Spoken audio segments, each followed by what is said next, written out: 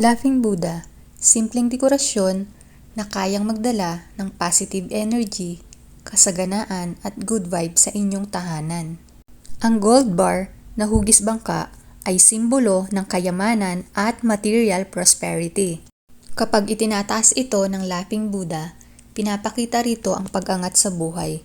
Literal na inaangat ang swerte at kasaganahan. Ang pagtaas ng dalawang kamay ng Laughing Buddha ay nagpapahiwatig ng tagumpay at pagwawagi sa mga hamon. Ang kanyang ngiti ay simbolo ng walang hanggang tuwa at optimismo.